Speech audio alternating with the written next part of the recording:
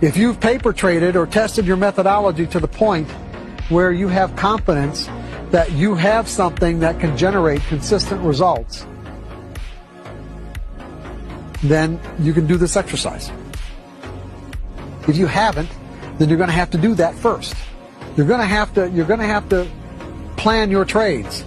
In other words, you're going to have to take your methodology and determine a given set of rigid variables, because what we're going to do is set up a trading exercise with just a simple 25 trade or 20 trade sample size.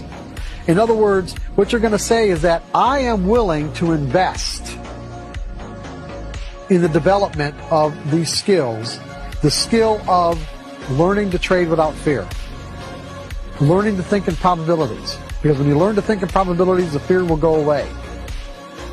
And so what I essentially have to do is convince myself